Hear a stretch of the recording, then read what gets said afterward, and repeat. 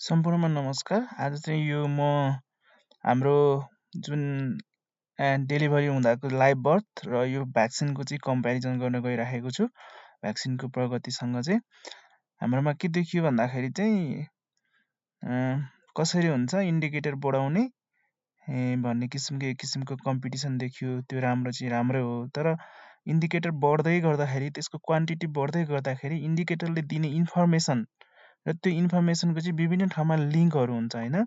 जस्तो तपाईँको चाहिँ बच्चाकै कुरा गर्ने हो भने कि त स्वास्थ्य संस्थामा जन्मिन्छ, कि त घरमा जन्मिन्छ, कि त बाटोमा जन्मिन्छ होइन। घरमा बाटोमा जन्मिएको स्वयंसेविका दिदीहरूले रिपोर्ट गर्नुहुन्छ, स्वास्थ्य संस्थामा जन्मिएको हामीले रिपोर्ट गर्छौँ। त्यो हेर्दाखेरि बच्चा जन्मिने ठाउँ त यति नै हो। केही केस चाहिँ बाहिरतिर चाहिँ रेफर गरिन्छ, केही पर्सेन्ट रेफर गरिन्छ त्यहाँ हाम्रो क्याचमेन्ट एरिया अर्थात् चाहिँ हुम्ला जिल्लाभन्दा बाहिर जन्मेको नि हुनसक्छ केही पर्सेन्ट। र जो बाहिर काठमाडौँतिर बस्नुहुन्छ, अन्त बस्नुहुन्छ भने उहाँहरूले चाहिँ लगभग उतै नै खोप सेवा पनि उतै लिनुहुन्छ होइन। र त्यो हामीले मेजोरिटी 5% जति राख्यौँ भने पनि हामीले जुन हामीले रेफर गरेको बाहिरको मान्छे आएर चाहिँ यहाँ खोप लगाएको 5% जति राख्यो भने हाम्रो त्यो डेटा जुन तपाईँहरूले गर्नुभएको रिपोर्ट हेर्दाखेरि चाहिँ कतै न कतै हाम्रो होम डेलिभरी चाहिँ लुकिरहेको छ भन्ने कुरा चाहिँ हामी यहाँबाट चाहिँ यसलाई व्याख्या गर्न सक्छौँ। यो डेटा हेर्दा चाहिँ वास्तविकमा तपाईँहरूको के छ, कसरी भन्दाखेरि जसरी हुम्ला जिल्लाभरिमा चाहिँ तपाईँको यो आर्थिक वर्षभरिमा चाहिँ स्वयंसेविका दिदीहरूले चाहिँ घरमा भएको डेलिभरीको चाहिँ 8वटा रिपोर्ट गर्नुभएको रहेछ 1 घन्टाभित्र दुध खुवाएको। अनि संस्थामा भएको डेलिभरीको चाहिँ हामीले रिपोर्टिङ गरेको छौँ 434 जना। जम्मा कति भयो 442 जना। 442 वटा बच्चा जन्मिँदाखेरि पहिलो पटक लाउने खोप कतिजनाले लाउनु भयो? 480 जनाले लाउनु भयो। ग्याप कति देखियो? 38 देखियो होइन। 5% बाहिरबाट हुनुभएको भए 5% चाहिँ बाहिर डेलिभरी भएर बिसिजी यहाँ लाउनु भएको भए पनि 5% डेटा चाहिँ हाम्रो कतै होम डेलिभरी लुकेको छ कि भन्ने किसिमको चाहिँ यहाँ आशंका देखियो। त्यसै गरी अब तपाईँको चाहिँ अब डिपिटी सेकेन्डसम्म जाँदाखेरि हेर्ने हो भने यो 38 को ग्याप बढेर 76 पुगेको छ। भनेको मतलब डिपिटी सेकेन्ड लाउने भन्दा हाम्रो रेकर्ड अनुसार जन्मने बच्चाको सङ्ख्या चाहिँ 76ले कम छ, जुन झन्डै 15% चाहिँ फरक आउन 15% चाहिँ फरक आउँछ जुन हामीले डिपिटी सेकेन्डसँग तुलना गऱ्यौँ भने। यसरी कम्पेरिटिभली भन्न खोज्दाखेरि चाहिँ खोप धेरै लाए भन्ने किसिमको व्याख्या होइन, तर के हो भन्दाखेरि चाहिँ हामीले यता एमएनएचको लागि चाहिँ हामीले संस्थागत सुत्केरी गराउने, शून्य होम डेलिभरी गराउने र 100% संस्थागत सुत्केरी गराउने भन्ने विभिन्न कार्यक्रम गरेका छौँ। अब यो कार्यक्रम गर्दै गर्दाखेरि चाहिँ अब तपाईँको विभिन्न इन्डिकेटरसँग चाहिँ हामीले कम्पेयर गर्दाखेरि चाहिँ अब हाम्रो हेर्नु त home delivery reported home delivery कति छ जम्मा हाम्रो 16वटा चाहिँ रिपोर्टेड 8वटा मात्रै रिपोर्टेड होम डेलिभरी छ। स्वयंसेविका दिदीहरूले रिपोर्ट गर्नुभएको छ होइन। त्यो 8वटा सहित राख्दाखेरि 442 जना चाहिँ बच्चाहरू चाहिँ जन्मेका छन्, तर खोपसँग कम्पेयर गर्ने हो भने त धेरै ग्याप देखियो। अनि ती बच्चा कहाँबाट जन्मेर आए त भन्ने चाहिँ प्रश्न उठ्छ क्या। बाहिरका आएर लाएका र हामीले रेफर गरेर अर्थात् चाहिँ हाम्रो हुम्ला जिल्लाभन्दा बाहिरको संस्थामा डेलिभरी भएकोलाई 5% छुट्याइयो भने पनि बाँकी 5 देखि 10% होम डेलिभरी चाहिँ हाम्रो समुदायमा चाहिँ रिपोर्टिङ नभएको होम डेलिभरी छन् भन्ने कुरा चाहिँ यो तथ्यले चाहिँ व्याख्या गर्न खोज्छ। हामीले रिपोर्ट सच्याउने भन्दा पनि हामीले चाहिँ एकदम सकेसम्म आधिकारिक तरिकाले चाहिँ रेकर्ड राख्नु पर्यो। हामीसँग फर्मेटहरू छन् होइन, फर्म फर्मेट छन्, विभिन्न किसिमका तालिमहरू दिएका छौँ, इन्फर्मेसनहरू हामीले सेयर गरेका छौँ, त्यसलाई चाहिँ युटिलाइज गर्नु पर्यो। अब यो एचएमआइएस टुलमा कति सजिलो छ भन्दाखेरि चाहिँ हरेक रजिस्टरको अगाडिपट्टि कसरी भर्ने भनेर भनेको छ। त्यहाँ कन्फ्युजन भयो भनेदेखि स्वास्थ्य शाखामा सर म्यामहरू हुनुहुन्छ, जिल्लामा हामी छौँ, प्रदेशमा सरहरू हुनुहुन्छ, कन्फ्युजन भएर केही पनि रेकर्डिङ तथा रिपोर्टिङ नगर्नु होला है। थाहा भएन, मैले ट्रेनिङ पाएको छैन भन्ने कुरा चाहिँ त्यो चाहिँ सेकेन्डरी कुराहरू भयो। ट्रेनिङ पाउँदा राम्रो, तर ट्रेनिङ पाएन भन्दैमा तपाईँहरूले चाहिँ गलत तरिकाले चाहिँ तथ्याङ्क दिनको लागि मिल्दैन। त्यो चाहिँ हाम्रो तथ्याङ्क ऐनहरू जुन हाम्रो प्रचलित कानुनले चाहिँ त्यसलाई मान्दैन होइन। गलत तथ्याङ्क दिएको पनि ठुलो कारबाही हुन्छ। तपाईँहरूले त्यो कतिको पढ्नु भएको छ। गलत तथ्याङ्कको कारणले चाहिँ हाम्रो प्लानिङ गलत हुनसक्छ, राज्यको स्रोतहरू त खेर जान सक्छ नि, पाउनुपर्ने ठाउँमा नपाइन सक्छ। त्यही भएको हुनाले अब हामीले जसले तालिम पाएको हो उसले गर्नुपर्छ। अर्थात् चाहिँ इन्चार्जको काम चाहिँ रिपोर्ट मात्र बनाउने हो भनेर चाहिँ एक दिन हतार हतार रिपोर्ट बनाएर भोलिपल्ट इन्ट्री गरिदिएर बाँकी दिन गायब हुने जस्ता प्र्याक्टिस चाहिँ हामीले चाहिँ नगर्नु हुनुको लागि चाहिँ अनुरोध छ होइन। अब यो तपाईँहरूले चाहिँ अब एटलिस्ट तपाईँहरू हरेक संस्थामा कम्तीमा पिसिआर लेभलको एकजना न एकजना स्टाफ हुनुहुन्छ होइन। तपाईँहरूले त्यति धेरै हेल्थ इन्डिकेटरहरू पढ्नु भएको छ, लगभग हरेक वर्ष तपाईँले 10-10वटा कम्तीमा 25देखि 30वटा इक्जामहरू पास गरेर आउनुभएको छ।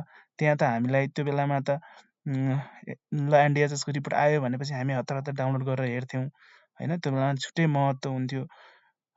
त्यो महत्त्व चाहिँ हामीले अहिले पनि राख्नु पऱ्यो। त्यो बेलामा हामीलाई लोकसेवाको लागि इन्फर्मेसनको लागि महत्त्व गरिन्थ्यो भने अहिले पनि हामी इन्फर्मेसन लिएर डिसिजन मेकिङमा प्रयोग गरेर चाहिँ हाम्रा स्वास्थ्यको क्वालिटी, स्वास्थ्य सेवाको क्वालिटी बढाउँदै जनताको हेल्थ स्ट्याटसलाई चाहिँ प्रमोसन गर्नको लागि चाहिँ प्रयोग गर्ने तरिकाले हामीले इन्फर्मेसन राख्नु पऱ्यो। डेटा पछि चाहिँ यसलाई प्रोसेसिङ गर्यो भने चाहिँ इन्फर्मेसन बन्छ होइन। जस्तो 5, 6, 7 मात्रै भन्यो भने त्यो जस्ट न्युमेरिकल भ्यालु भयो, यसलाई आँकडा डेटा भनियो। अब 5जना डेलिभरी भन्यो भने त इन्फर्मेसनमा गयो होइन। अनि त्यसपछि गएर चाहिँ 5जना चाहिँ होम डेलिभरी भएको रहेछ है हुम्लामा भन्ने खालको भयो भने त्यो चाहिँ हामीसँग चाहिँ हामीले त्यो नलेज प्राप्त गऱ्यौँ त्यो इन्फर्मेसनबाट। अब त्यसपछि त्यो नलेजलाई हामीले के गर्छौँ, 5जना होम डेलिभरी छ, अर्को वर्ष चाहिँ हामी 0जना बनाउने भनेर चाहिँ प्लानिङतिर जान्छौँ। यो किसिमले चाहिँ तपाईँहरूले तथ्याङ्कको महत्त्व बुझिदिनु पऱ्यो, त्यही अनुसारको सेवा दिनु पऱ्यो होइन। सेवा त हजुरहरूले राम्रै दिनुभएको होला, तर जति राम्रो सेवा दिए पनि तपाईँले राख्नुपर्ने अभिलेख राख्नु भएन होइन। प्रोटोकल अनुसारको चाहिँ हाम्रो अभिलेखहरू देखिएन भने चाहिँ त्यो रिपोर्टले चाहिँ के बताउँछ भन्दाखेरि सर्भिस पनि क्वालिटी छैन कि भन्ने कुरातिर आशंका गराउँछ। त्यसै गरी आज चाहिँ मैले चाहिँ अरू प्रोग्रामको पनि तपाईँहरूलाई पठाएको छु र यो चाहिँ भन्नै मन लागेको हुनाले एउटा भिडियो बनाएर सेयर गरेको छु। यो वास्तवमा तपाईँ हामीहरूकै आमा बुवा दाजुभाइ दिदीबहिनीको र हामी आफ्नै स्वास्थ्य सुदृढीकरणको लागि चाहिँ हामीले यो काम गर्नु जरुरी पनि छ। र हामीले डेटा मात्र निकाल्ने होइन, डेटा निकालिसकेपछि त्यसलाई चाहिँ कम्पेयर गर्न सक्नुपर्छ होइन। र हाम्रा विभिन्न टार्गेटहरू छन्, पालिकाको छ, जिल्ला प्रदेशको छ, सङ्घको छ होइन। धेरै टार्गेटहरू हामीले चाहिँ धेरै मूल्याङ्कनमा चाहिँ स्वास्थ्य क्षेत्रका टार्गेटहरू चाहिँ एचिभ भइसकेको देखिन्छ होइन। त्यसमा हाम्रो ठुलो कन्ट्रिब्युसन छ। तर त्यो भइरहँदाखेरि चाहिँ हामीले चाहिँ त्यो प्रदान गर्ने तथ्याङ्कमा चाहिँ क्वालिटी हुनु पऱ्यो होइन। भोलि अर्को सेक्टरको कुनै विज्ञ आएर चाहिँ हाम्रोमा अनुगमन गर्दाखेरि, हाम्रो डेटाहरू एनालाइसिस गर्दाखेरि, हाम्रा अभिलेखहरू हेर्दाखेरि यो त तथ्याङ्क होइन रहेछ, मिथ्याङ्क रहेछ भन्ने किसिमको चाहिँ प्रमाणीकरण भयो भने त्यो भोलिका दिनमा तपाईँ हामीहरू सबैजनालाई गाह्रो हुने। र यो DHIS2 को पोर्टलमा मात्र राखिएको नम्बर, जस्ट नम्बर हो है, DHIS2 को पोर्टलमा राखिएको, त्यसलाई हामीले चाहिँ विभिन्न प्रोग्राम इन्डिकेटरहरूसँग कम्पेयर गरेर डिसिजन मेकिङमा टुल गर्न योग्य भयो भने मात्र त्यो चाहिँ हाम्रो डेटा इन्फर्मेसन हो। होइन भने यस्तो ऱ्यान्डम किसिमको चाहिँ रिपोर्टिङ हुन्छ भने त्यो तथ्याङ्क होइन, मिथ्याङ्क हो। यसले चाहिँ अवस्था सुधार्ने भन्दा पनि हाम्रो भइराखेको समस्या लुकाउने बाटोतर्फ चाहिँ हामीलाई डोर्याउँछ। किनभने तपाईँकोमा 23 एभरेज भिजिट छ भने ग्रोथ मोनिटरिङको त्यो त राम्रो हो नि त। तपाईँहरूकोमा संस्थामा चाहिँ अरू कुनै प्रोग्राम नगर्दा पनि हुने देखियो नि त्यो सम्बन्धित होइन त भनेर चाहिँ हामी बुझ्छौँ। तर गएर रजिस्टर हेर्ने हो भने, बच्चा आएको कार्ड हेर्ने हो भने 5-6 पटक देखियो भने त बच्चा त झन् कुपोषित हुँदै जाने अवस्था देखियो। यस्ता किसिमले गर्दाखेरि चाहिँ अब चाहिँ हामीले चाहिँ डेटा क्वालिटीमा चाहिँ नो कम्प्रोमाइज भन्ने किसिमलाई चाहिँ अगाडि बढ्नुपर्ने देखिन्छ होइन। अब यो भनिरहँदाखेरि कतिपय साथीहरूलाई चाहिँ हामीलाई भनेको होला, कति चाहिँ गाली गर्छ जिल्लामा बसेर भन्ने लाग्दो हो। तर यो सबै तपाईँ हामीहरूकै ठाउँको, तपाईँहरूकै, विशेष गरी तपाईँहरू यहीँको धेरैजना यहीँको बासिन्दा हुनुहुन्छ। यही हुम्लावासीहरूकै स्वास्थ्य सुधार गर्नको लागि चाहिँ यति प्रयास गरिएको हो। अब हामी यसमा चाहिँ तपाईँहरूले त्यस्तो चित्त नदुखाउनु होला। र डेटा क्वालिटीमा चाहिँ पहिलो प्राथमिकता चाहिँ टाइमली रिपोर्टिङ गर्नु पऱ्यो, कम्प्लिट रिपोर्टिङ गर्नु पऱ्यो, एकुरेट रिपोर्टिङ गर्नु पऱ्यो, त्यो रिपोर्टिङ चाहिँ रिलायबल हुनु पऱ्यो। यति 4वटा कुरा चाहिँ तपाईँले रिपोर्टिङ भन्दाखेरि अर्थात् चाहिँ सेवा प्रदान गर्दाखेरि नै तपाईँको दिमागमा आउनु पऱ्यो।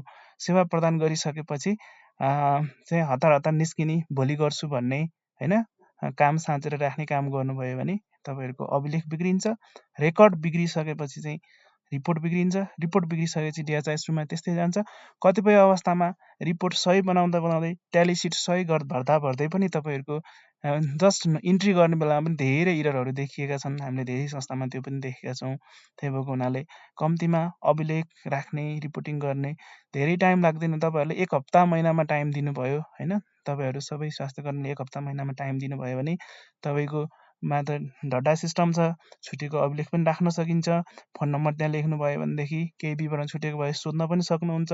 यसरी कम्प्लिट अभिलेख राखेर ट्याली सिट, अनुगमन पुस्तिका 9.3 भर्दै एकदम वास्तविक रिपोर्टिङ गरिदिनु भयो भने तपाईँहरूको लागि पनि राम्रो हुन्छ। र हामीले पनि यो बेला बेलामा यस्ता भिडियोहरू, यस्ता रातो बनाएर पठाउनु पर्ने, रातो लगाउनु पर्ने अवस्था देखिँदैन। त्यही भएको हुनाले यहाँलाई मेरो हम्बल रिक्वेस्ट छ, तपाईँहरू लाई चाहिँ हामीले धेरै ट्रेनिङहरूमा चाहिँ यो कम्पेरिजन गर्न सिकाएका पनि छौँ। विभिन्न यो आइटीका कुराहरू पनि सिकाएकै छौँ। त्यो सिकेको कुरालाई चाहिँ भरपुर प्रयोग गर्नु होला। र यदि भ्यालिडेसन रुल मिलेको छैन भने नमिल्न सक्छ होइन, सधैँ मिल्छ भन्ने हुँदैन। तपाईँसँग साधनै भएन भने के दिनुहुन्छ होइन, दिने कुरा भएन। त्यो अवस्था हो कि होइन भन्ने कुरा चाहिँ कन्फर्म गर्नु पर्यो नि त होइन। त्यो खोप गएन होला भन्ने टाइपको जवाफ भन्ने खालको चाहिँ हामीले चाहिँ कन्सेप्ट, खोप गएन होला त्यही भएर बराबरी भएन होला भन्ने किसिमका जस्ता जवाफ चाहिँ हामीले सकेसम्म नदिनु नै उपयुक्त हुन्छ। र अब हुम्ला त्यति रिमोट छैन। सबै ठाउँका सरकारी गैर सरकारी स्वास्थ्य संस्थाका अर्थात् चाहिँ पदाधिकारीहरू, इभन प्रदेशका मन्त्रीहरू, सांसदहरू नै पनि अब तपाईँको संस्थाहरूमा चाहिँ वरिपरि घुम्ने र धेरै त हेल्थ ब्याकग्राउन्डका राजनीतिक कर्मीहरू पनि हुनुहुन्छ। उहाँहरूले चाहिँ इन्डिकेटरहरू हेर्ने, तपाईँको रजिस्टरहरू हेर्ने काम गर्दाखेरि चाहिँ THS2मा भएको अभिलेख र रजिस्टरबाट निस्केको अभिलेख चाहिँ एकरूपता होस्, त्यो किसिमले चाहिँ काम गरिदिनु होला। अहिलेसम्म सबै यहाँहरूले, हामीले भनेको तपाईँहरूले गरेको काम देखाएर नै देखाउने नै हो होइन। काम हाम्रो कामै त्यस्तै छ। तपाईँहरूले राम्रोसँग काम गरिदिनु भयो भने हामीले पनि राम्रो तपाईँहरूले गरेको काम देखाउन पाउँछौँ। होइन भने अब तपाईँहरूले पनि गाली खानुहुन्छ, हामीहरूले पनि गाली खान्छौँ। जनताको अवस्था बिग्रेको बिग्रै हुन्छ। त्यही भएको हुनाले यो समग्र स्वास्थ्य प्रणाली सुधार गर्नको लागि चाहिँ यो तथ्याङ्क सेवा, गुणस्तरीय सेवासँगै गुणस्तरीय तथ्याङ्कको लागि चाहिँ हामीले चाहिँ ध्यान दिनु जरुरी छ भन्दै अहिलेको भिडियो यहीँ अन्त्य गरेँ। र यो डेटाले चाहिँ तपाईँहरूले के एनालाइसिस गर्नुहुन्छ, मेरो एनालाइसिसमा चाहिँ हाम्रो 5 देखि 10% कम्तीमा त्यो चाहिँ होम डेलिभरी चाहिँ हाम्रो हिडन रहेको छ। त्यसलाई हामीले निकाल्नुपर्छ, तथ्यमा ल्याउनुपर्छ र तिनीहरूलाई कसरी चाहिँ 100% संस्थाको सुत्केरी गराउने भन्ने कुराको प्लानिङ गर्नको लागि सजिलो हुन्छ। अहिले गरेको रिपोर्टको आधारमा हेर्ने हो भने त हाम्रो 90% भन्दा माथि चाहिँ संस्थागत सुत्केरी देखिन्छ। तर यो खोपसँग कम्पेयर गर्दाखेरि हाम्रो चाहिँ 90% हुन्न, 80-85 त्यस्तैको हाराहारी मात्र संस्थागत सुत्केरी देखिन्छ। र अब हामी चाहिँ त्यो टार्गेट, नेपाल सरकारले तोकिदिएको टार्गेटको आधारमा मात्र विश्लेषण गर्ने काम नगरौँ। तपाईँले हेड काउन्ट गर्नु भएको छ, तपाईँहरूसँग अरू तथ्याङ्क हुन्छ होइन, वडा कार्यालयमा पनि विभिन्न तथ्याङ्कहरू हुन्छ। त्यो तथ्याङ्कहरूसँग चाहिँ हाम्रो प्रगति चाहिँ म्याच गरौँ होइन। अब यो टार्गेट पपुलेसन चाहिँ सधैँको लागि इस्यु नबनाऊ। अब तथ्याङ्क सङ्कलन गर्न सक्ने सबैभन्दा बढी अधिकार संविधानमा हेर्ने भने स्थानीय तहलाई दिएको छ। स्थानीय तहले चाहिँ विभिन्न सर्वे गरेर विभिन्न सेवा दिएर गरेका तथ्याङ्कहरूलाई चाहिँ यदि अफिसियल्ली रूपमा प्रकाशन गरेको छ, वार्षिक प्रतिवेदनहरूमा निकालेको छ भने त्यसलाई पनि हामी अफिसियल स्ट्याटिस्टिक्स, आधिकारिक तथ्याङ्क भन्छौँ। त्यसैका आधारमा पनि हामीले हाम्रा प्रगतिहरूको चाहिँ समीक्षा गर्न सक्छौँ, ताकि हामी टार्गेट पपुलेसन कहिले आउँछ, टार्गेट पपुलेसन बढी भयो कम भयो भन्ने किसिमतिर जहाँ गइरहनु पर्ने अवस्था छैन। अब हामी स्थानीय सरकार पनि सक्षम हुनुपर्छ, तथ्याङ्क लिनुपर्छ। आफ्नो डेटा, आफ्नो सम्पत्तिलाई चाहिँ हामीले चाहिँ दाबीका साथ चाहिँ हाम्रो प्रगति यति छ, हामीले हेड काउन्ट गरेको हो, हाम्रो यो अभिलेख हो भनेर चाहिँ हामीले चाहिँ सङ्घ सरकार, प्रदेश सरकारलाई जवाफ दिन सक्नुपर्छ भन्दै यो भिडियो यहीँ अन्त्य गरेँ। र यसमा कसैलाई चाहिँ त्यस्तो चित्त दुखेको भएमा चाहिँ क्षमा चाहन्छु। र वास्तविक रियल तितो यथार्थ चाहिँ यही नै हो। हामीले कहिले पनि मिथ्याङ्क चाहिँ हामीले तथ्याङ्कलाई चाहिँ मिथ्याङ्क बनाउने प्रयास गर्नु हुँदैन। यसले क्षणिक फाइदा दिए नि दीर्घकालीन रूपमा हाम्रो हेल्थ सिस्टमलाई चाहिँ असर गर्छ।